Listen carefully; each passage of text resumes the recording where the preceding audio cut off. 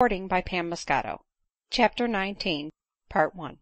The village in which Adeline resided happened to be the native place of Mary Warner, the servant whom she had been forced to dismiss at Richmond, and who, having gone from Mrs Pemberton to another situation, which she had also quitted, came to visit her friends. The wish of saying lessening things of those of whom one hears extravagant commendations is, I fear, common to almost every one, even where the object praised comes in no competition with one's self; and when Mary Warner heard from every quarter of the grace and elegance, affability and active benevolence of the new comer, it was no doubt infinitely gratifying to her to be able to exclaim, "Mowbray! Did you say her name is La! I dares to say it is my old mistress, who was kept by one Mr Glenmurray." But so greatly were her auditors prepossessed in favor of Adeline, that very few of them could be prevailed upon to believe Mary's supposition was just; and so much was she piqued at the disbelief which she met with, that she declared she would go to the church the next Sunday to shame the hussy, and go up and speak to her in the church yard before all the people. "Ah! do so, if you ever saw our Miss Mowbray before," was the answer; and Mary eagerly looked forward to the approaching Sunday. Meanwhile, as we are all but too apt to repeat stories to the prejudice of others, even though we do not believe them, this strange assertion of Mary was circulated through the village even by Adeline's admirers, and the next Sunday was expected by the unconscious Adeline alone with no unusual eagerness. Sunday came, and Adeline, as she was wont to do, attended the service; but from the situation of her pew, she could neither see Mary nor be seen by her till church was over. Adeline then, as usual, was walking down the broad walk of the church yard, surrounded by the parents of the children who came to her school, and receiving from them the customary marks of respect, when Mary, bustling through the crowd, accosted her with, "So, your servant, Miss Mowbray! I am glad to see you here in such a respectable situation." Adeline, though in the gaily dressed lady who accosted her she had some difficulty in recognising her quondam servant, recollected the pert shrill voice and insolent manner of Mary immediately; and involuntarily starting when she addressed her, from painful associations and fear of impending evil, she replied, "How are you, Mary?" in a faltering tone. "Then it is Mary's Miss Mowbray," whispered Mary's auditors of the day before to each other; while Mary, proud of her success, looked triumphantly at them, and was resolved to purse the advantage which she had gained. "So you've lost Mr Glenmurray, I find," continued Mary. Adeline spoke not, but walked hastily on; but Mary kept pace with her, speaking as loud as she could. "And did the little one live, pray?" Still Adeline spoke not. "What sort of getting up had you, Miss Mowbray?" At this mischievously intended question, Adeline's other sensations were lost in strong indignation; and resuming all the modest but collected dignity of her manner, she turned round, and, fixing her eyes steadily on the insulting girl, exclaimed aloud, "Woman, I never injured you either in thought, word, or deed. Whence comes it, then, that you endeavor to make the finger of scorn point at me, and make me shrink with shame and confusion from the eye of observation?" "Woman, indeed!" replied Mary; but she was not allowed to proceed, for a gentleman hastily stepped forward, crying, "Is it impossible for us to suffer such insults to be offered to Miss Mowbray? I desire, therefore, that you will take your daughter away," turning to Mary's father, "and if possible teach her better manners." Having said this, he overtook the agitated Adeline, and offering her his arm, saw her home to her lodgings; while those who had heard with surprise and suspicion the strange and impertinent questions and insolent tone of Mary, resumed in a degree their confidence in Adeline, and turned a disgusted and deaf ear to the hysterical vehemence with which the half sobbing Mary defended herself, and vilified Adeline, as her father and brother-in-law, almost by force, led her out of the churchyard. The gentleman who had so kindly stepped forward to the assistance of Adeline was Mr Beauclerc, the surgeon of the village, a man of considerable abilities and liberal principles; and when he bade Adeline farewell, he said, "My wife will do herself the pleasure of calling on you this evening." Then kindly pressing her hand, he with a respectful bow took his leave. Luckily for Adeline, Berrendale was detained in town that day, and she was spared the mortification of showing herself to him, writhing as she then was under the agonies of public shame, for such it seemed to her. Convinced as she then was of the light in which she must have appeared to the persons around her from the malicious interrogations of Mary, convinced too, as she was more than beginning to be, of the fallacy of the reasoning which had led her to deserve, and even to glory in, the situation which she now blushed to hear disclosed, and conscious as she was, that to remain in the village, and expect to retain her school, was now impossible, she gave herself up to a burst of sorrow and despondence, during which her only consolation was, that it was not witnessed by Berrendale.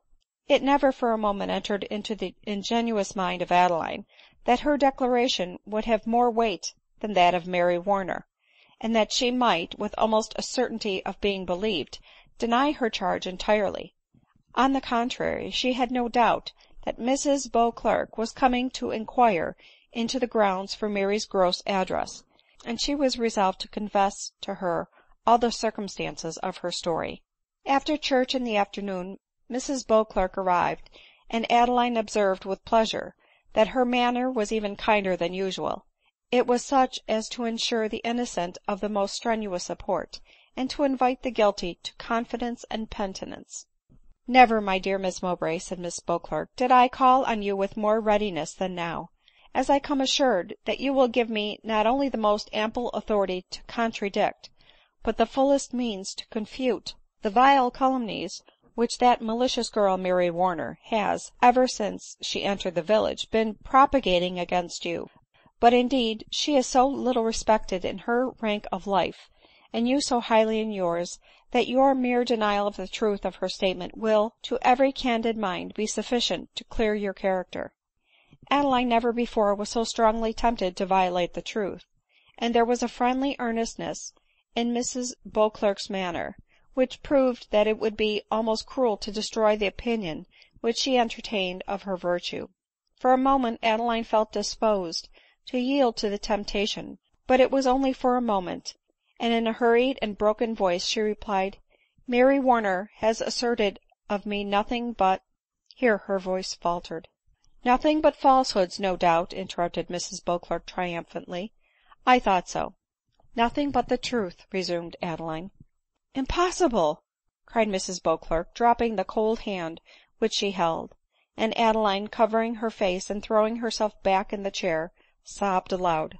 Mrs Beauclerc was herself for some time unable to speak, but at length she faintly said, " So sensible, so pious, so well informed, and so pure minded as you seem, to what strange arts, what wicked seductions did you fall a victim?" " To no arts, to no seductions," replied Adeline, recovering all her energy at this insinuation against Glenmurray. " My fall from virtue, as you would call it, was, I may say, from love of what I thought virtue ; and if there be any blame, it attaches merely to my confidence in my lover's wisdom, and my own too obstinate self conceit.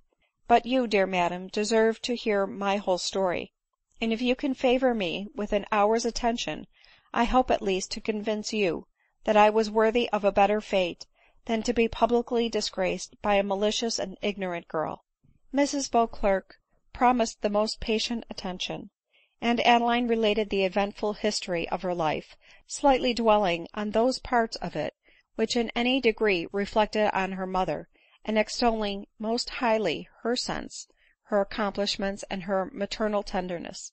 When she came to the period of Glenmurray's illness and death, she broke abruptly off, and rushed into her own chamber, and it was some minutes before she could return to Mrs Beauclerc, or before her visitor could wish her to return, as she was herself agitated and affected by the relation which she had heard ; and when Adeline came in she threw her arms around her neck and pressed her to her heart with a feeling of affection that spoke consolation to the wounded spirit of the mourner.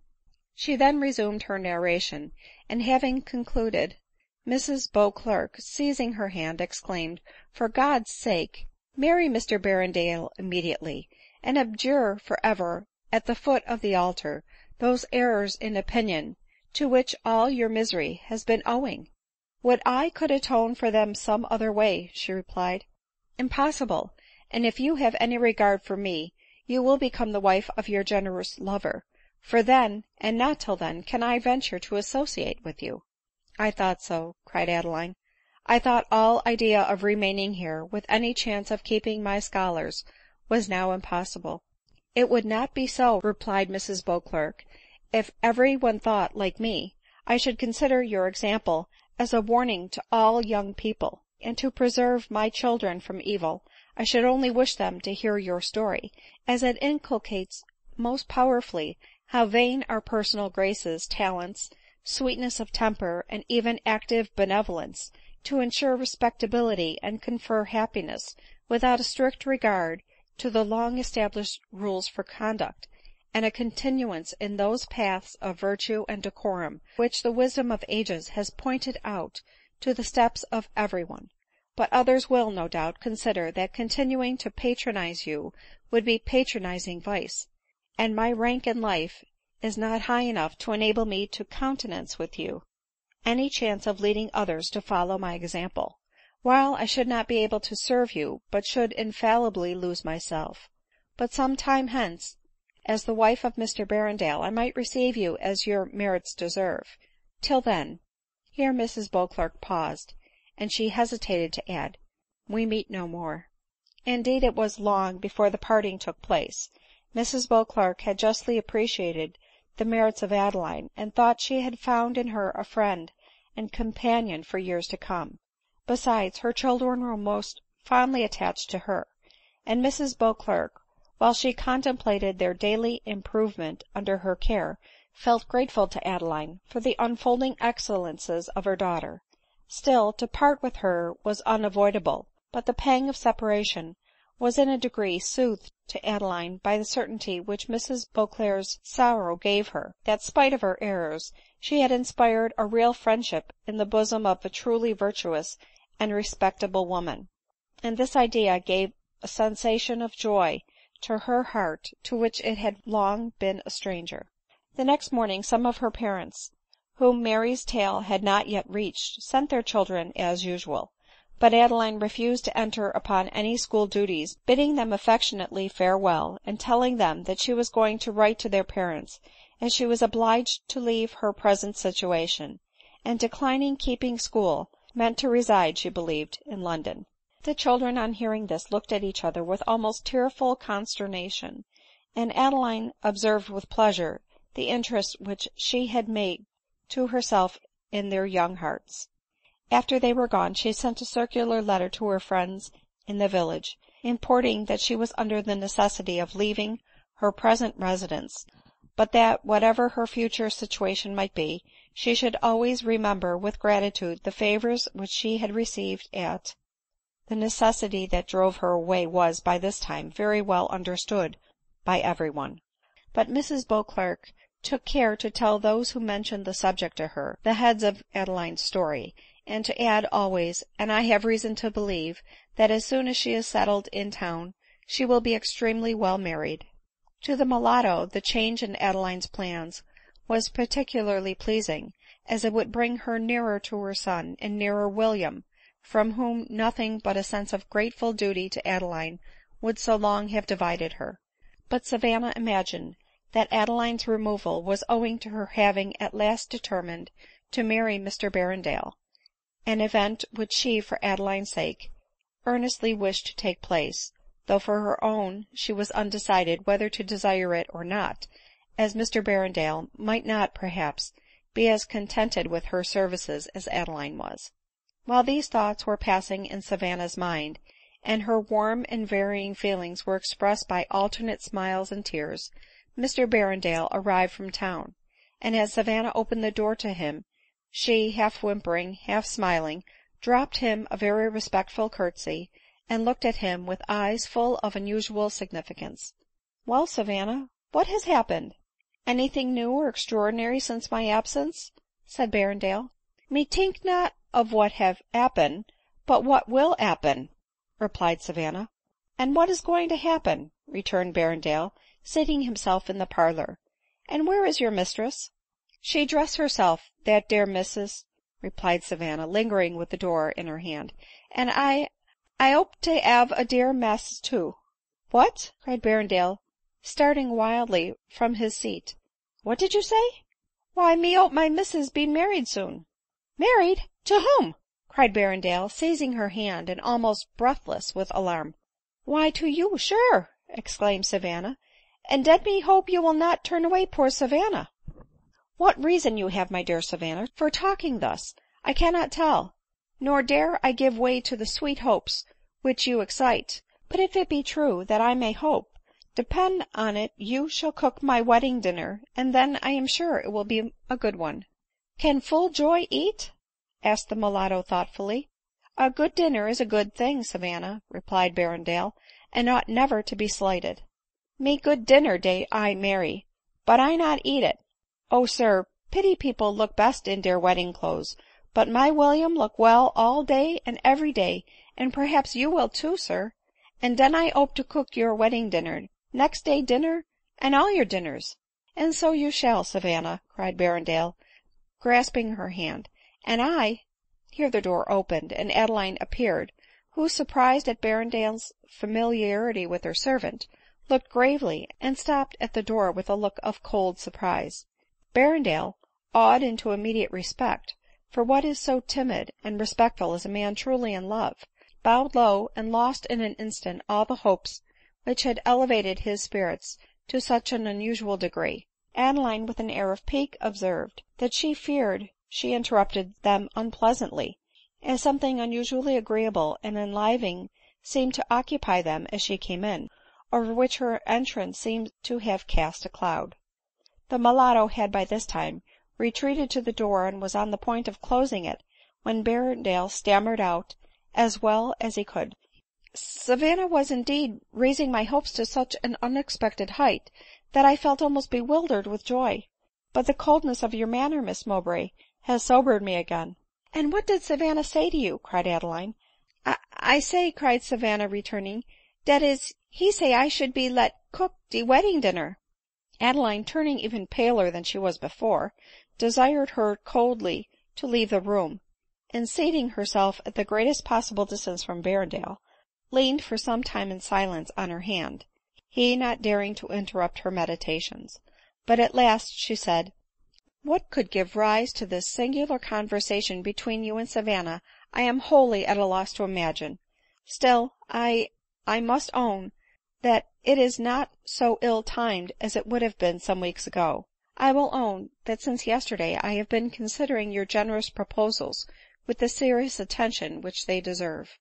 On hearing this, which Adeline uttered with considerable effort, Berrendale in a moment was at her side, and almost at her feet. I wish you to return to your seat," said Adeline coldly, but hope had emboldened him, and he chose to stay where he was. "But before I require you to renew your promises or make any on my side, it is proper that I should tell you what passed yesterday ; and if the additional load of obloquy which I have acquired does not frighten you from continuing your addresses." Here Adeline paused, and Berrendale, rather drawing back than pushing his chair nearer her as he spoke, gravely answered that his affection was proof against all trials.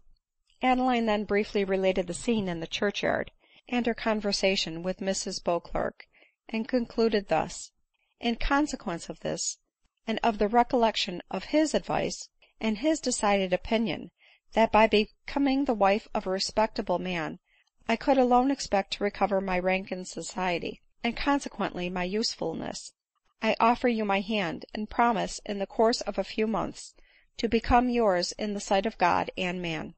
"And for no other reason? From no preference, no regard for me?" demanded Berrendale reproachfully. "Oh, pardon me, from decided preference. There is not another being in the creation whom I could bear to call husband." Berrendale, gratified and surprised, attempted to take her hand, but withdrawing it she continued thus: "Still I almost scruple to let you, unblasted as your prospects are, take to wife a beggar, blasted in reputation, broken in spirits, with a heart whose best affections lie buried in the grave, and which can offer you in return for your faithful tenderness nothing but cold respect and esteem, one to who is not only despicable to others, but also self-condemned." While Adeline said this, Berrendale, almost shuddering at the picture which she drew, paced the room in great agitation; and even the gratification of his passion, used as he was to the indulgence of every wish, seemed, for a moment, a motive not sufficiently powerful to enable him to unite his fate to that of a woman so degraded as Adeline appeared to be; and he would, perhaps, have hesitated to accept the hand she offered, had she not added as a contrast to the picture she had drawn: "But if, in spite of all these unwelcome considerations, you persist in your resolution of making me yours, and I have resolution enough to conquer the repugnance that I feel to make a second connexion, you may depend on possessing in me one who will study your happiness and wishes in the minutest particulars, one who will cherish you in sickness and in sorrow." Here a twinge of the gout assisted Adeline's appeal very powerfully; "and who, conscious of the generosity of your attachment and her own unworthiness, will strive by every possible effort not to remain your debtor even in affection."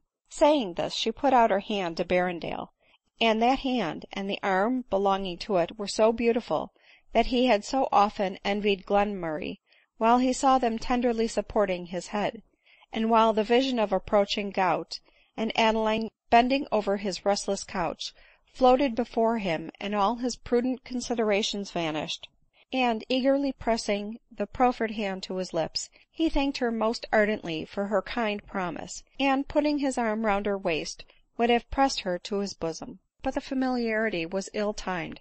Adeline was already surprised and even shocked at the lengths which she had gone; and, starting almost with loathing from his embrace, she told him it grew late, and it was time for him to go to his lodgings. She then retired to her own room, and spent half the night at least in weeping over the remembrance of Glenmurray, and in loudly apostrophizing his departed spirit. The next day, Adeline, out of the money which she had earned, discharged her lodgings; and having written a farewell note to Mrs Beauclerc, begging to hear of her now and then, she and the mulatto proceeded to town with Berrendale in search of apartments; and having procured them, Adeline began to consider by what means, till she could resolve to marry Berrendale, she should help to maintain herself, and also contrive to increase their income if she became his wife. The success in which she had met with in instructing children led her to believe that she might succeed in writing little hymns and tales for their benefit, a method of getting money which she looked upon to be more rapid and more lucrative than working plain or fancy works; and, in a short time, a little volume was ready to be offered to a bookseller. Nor was it offered in vain. Glenmurray's bookseller accepted it, and the sum which he gave, though trifling, imparted a balsam to the wounded mind of Adeline. It seemed to open to her the path of independence, and to give her, in spite of her past errors, the means of serving her fellow creatures. But month after month elapsed, and Glenmurray had been dead 2 years; yet still Adeline could not prevail on herself to fix a time for her marriage. But next to the aversion she felt to marrying at all, was that she experienced at the idea of having no fortune to bestow on the disinterested Berrendale; and so desirous was she of his acquiring some little property by his union with her, that she resolved to ask counsel's opinion on the possibility of her claiming a sum of money which Glenmurray had bequeathed to her, but without, as Berrendale had assured her, the customary formalities. The money was near £300, but Berrendale had allowed it to go to Glenmurray's legal heir, because he was sure that the writing which bequeathed it would not hold good in law.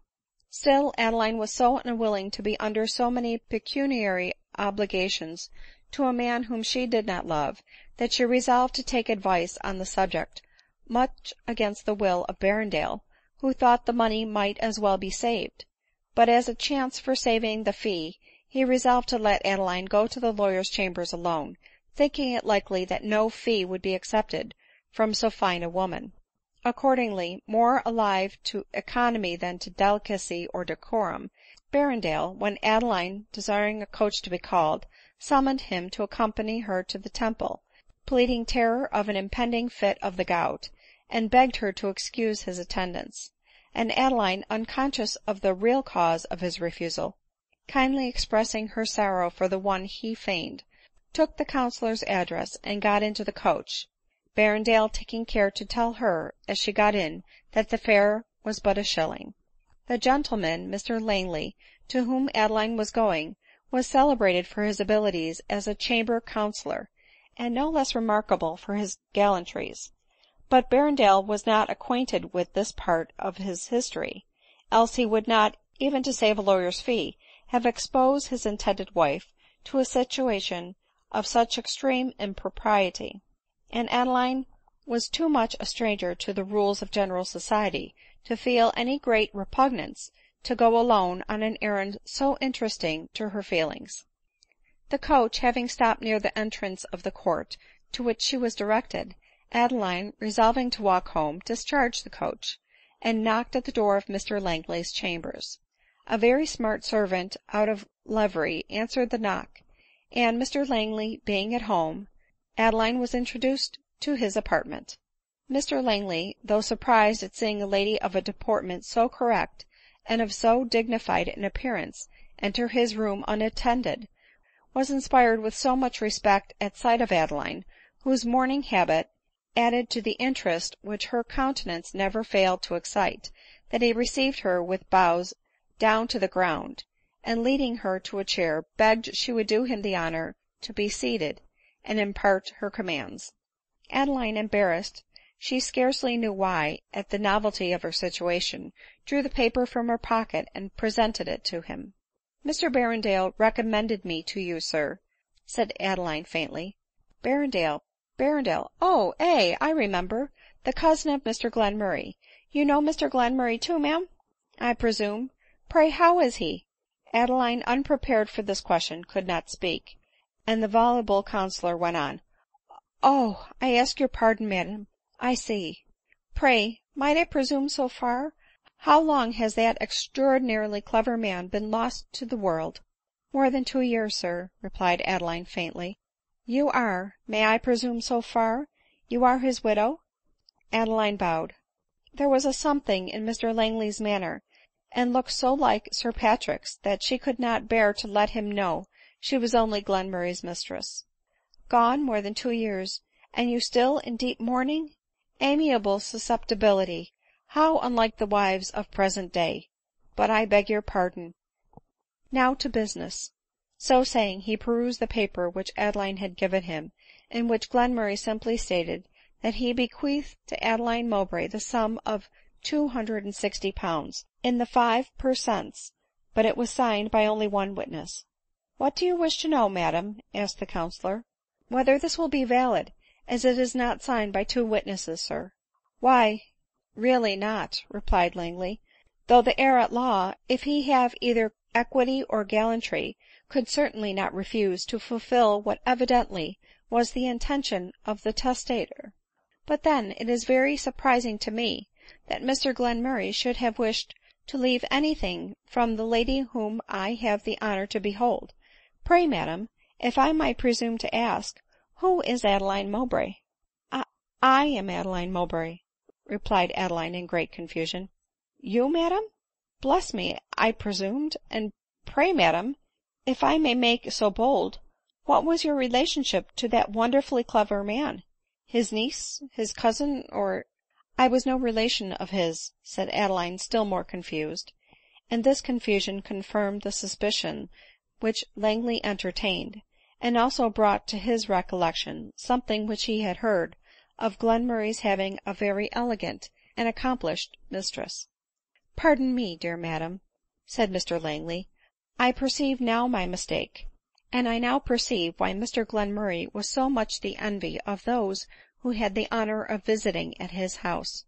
'Pon my soul," taking her hand, which Adeline indignantly withdrew, " I am grieved beyond words at being unable to give you a more favorable opinion." " But you said, sir," said Adeline, that the heir at law, if he had any equity, would certainly be guided by the evident intention of the testator." " I did, madam," replied the lawyer, evidently piqued by the proud and cold air which Adeline assumed. " But then, excuse me, the applicant would not stand much chance of being attended to, which is neither the widow nor relation of Mr Glenmurray." " I understand you, sir," replied Adeline, " and need trouble you no longer." " Trouble, my sweet girl !"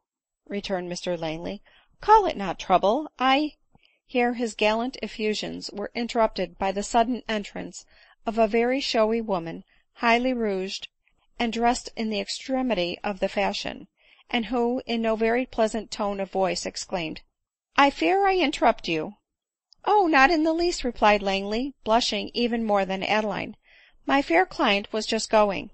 Allow me, madam, to see you to the door," continued he, attempting to take Adeline's hand, and accompanying her to the bottom of the first flight of stairs. " Charming fine woman, upon my soul !" cried he, speaking through his shut teeth, and forcibly squeezing her fingers as he spoke ;" and if you ever want advice I should be proud to see you here.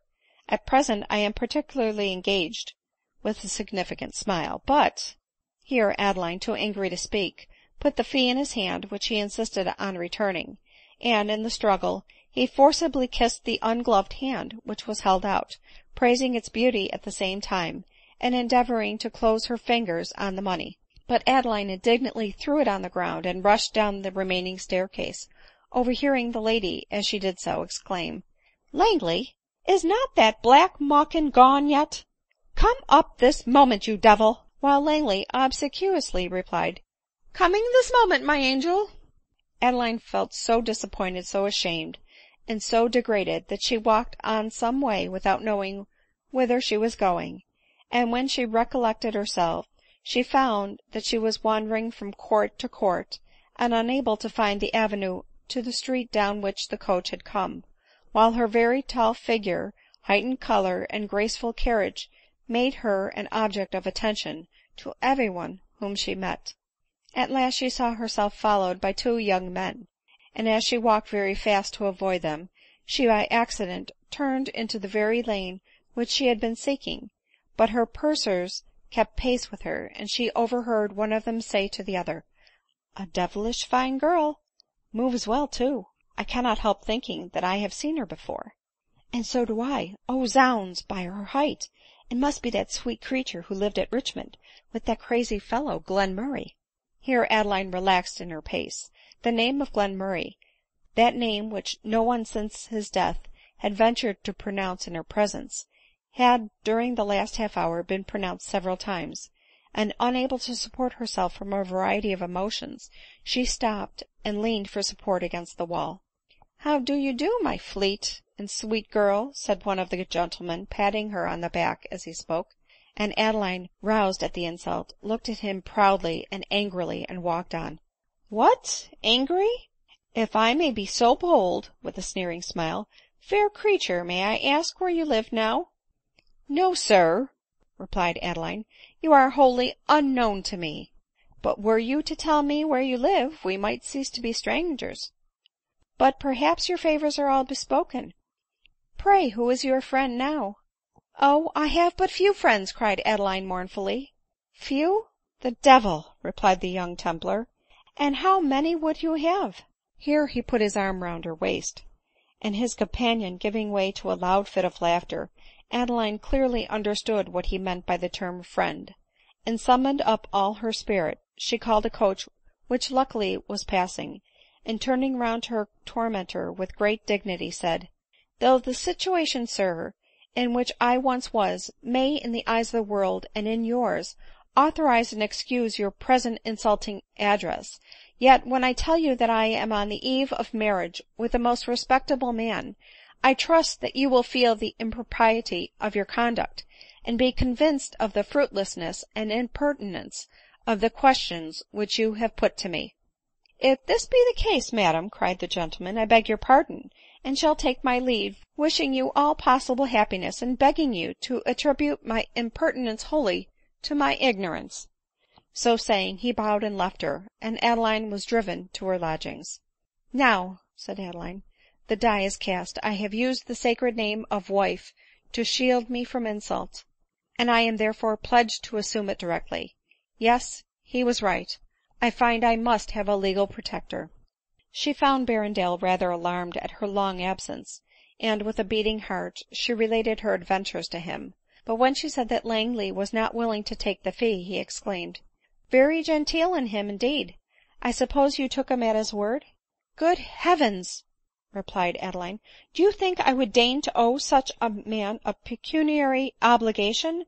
No, indeed, I threw it with proud indignation on the floor." " What madness !" returned Berrendale ;" you had much better have put it in your pocket." " Mr Berrendale," cried Adeline gravely, and with a look bordering on contempt, " I trust that you are not in earnest ; for if these are your sentiments, if this is your delicacy, sir —"" Say no more, dearest of women," replied Berrendale, pretending to laugh, alarmed at the seriousness with which she spoke. " How could you for one moment suppose in me earnest ?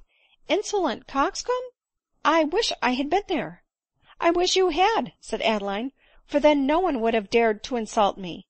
And Berrendale, delighted at this observation, listened to the rest of her story with a spirit of indignant knight errantry which he never experienced before ; and at the end of her narration he felt supremely happy, for Adeline assured him that the next week she would make him her protector for life ; and this assurance opened his heart to so much, that he vowed he would not condescend to claim of the heir at law the pitiful sum which he might think proper to withhold. To be brief, Adeline kept her word ; and resolutely struggling with her feelings, she became the next week the wife of Berrendale. CHAPTER XX. Recording by Pam Moscato.